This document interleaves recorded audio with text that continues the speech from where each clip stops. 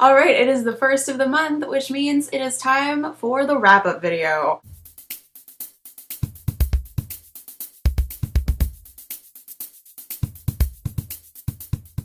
The wrap-up is a video that I make at the end of each month talking about notable videos that have been posted on the channel, books that I read but did not review for whatever reason, and stuff that will be coming up in the next month. And since I was on hiatus for the last half of August and most of September, this is a combo August-September wrap-up video, so let's get started because we got a lot to talk about. There are really only two videos that I need to highlight for these past 2 months, and those are a book review I did of The Lost Continent by Bill Bryson, which I liked a lot, and you can see more about that there. And also I did the Harry Potter anniversary tag, which is a tag created by She Might Be Monica to celebrate the 5-year anniversary of the publishing of Harry Potter and the Deathly Hallows. So you can click there, and these will also be linked in the box below. Now on to the books that I read but did not review. I actually have several of these to talk about. I didn't think I was gonna have this many, but I was making up the list before I made this video, and I was basically reading at my usual pace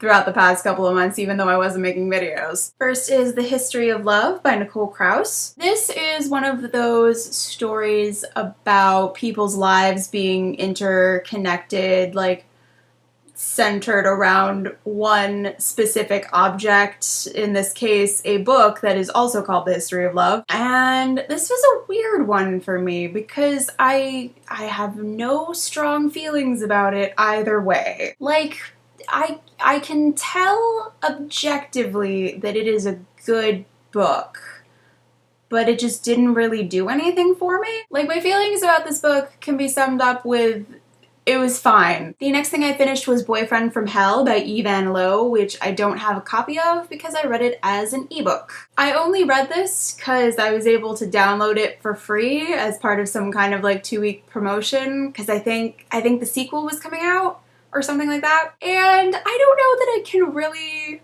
recommend this because it's not very good, but oh man, I had a really fun time reading it. It is basically a paranormal YA novel about a girl whose mother ends up accidentally dating Satan. And it starts off really slow, but once it gets to about the halfway point, it just gets like crazy town banana pants. And like, it's not good, but I still kind of love it. Although it should be noted that I'm the kind of person who didn't really like the Twilight series, but has a weird fondness for Breaking Dawn because it just gets so insane. So I guess that's something to take into consideration. Next, I listened to the audiobook of A Study in Scarlet by Sir Arthur Conan Doyle. And I'm not gonna talk about that now because I'm planning to do a series of videos later where I like go through all of the books in the Sherlock Holmes series. Like, I'm reading through them all in chronological order right now, so that's coming. I also read The Last Vampire, Black Blood, and Red Dice, all by Christopher Pike, which are conveniently all bound together in this single volume called Thirst No. 1. I'm counting them separately though because that's how they were originally published. This is a book that my best friend bought me as a joke, and I didn't read it for a really long time because I thought it looked terrible, and I was right. This is a YA vampire series that was written in the mid-90s, and you can tell because YA in the 90s was not good, you guys. Like, I sort of understand when people are really snobby about YA books because you have to understand, YA is good now, but it did not used to be that way. I really don't know why I read all 3 books.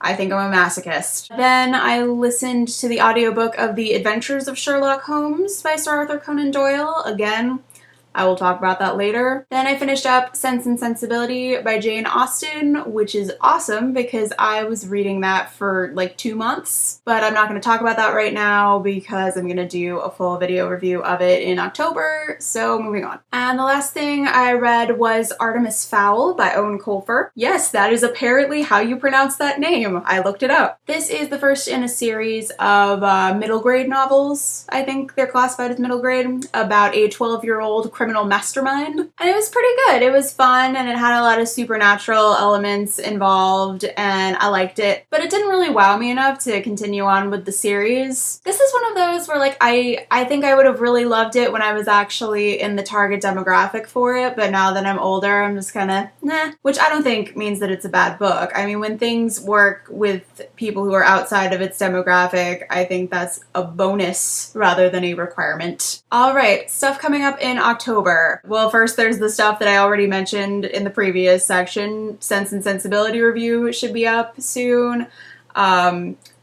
Probably also the first of the Sherlock Holmes videos. I have a Halloween video that I'm planning that I'm very excited about, so I'm hoping I can work that out. And right now it looks like the week of videos that I was planning to do before I had to go on hiatus, it's probably gonna get pushed back till November. I'm having a hard time finding an uninterrupted 7-day stretch in October, but I'm still trying to like move some stuff around and hopefully I can figure that out because I really don't like the idea of pushing it back to November. But yeah, I will keep you guys posted on that. Alright, that is it for the wrap up, so I will see you soon.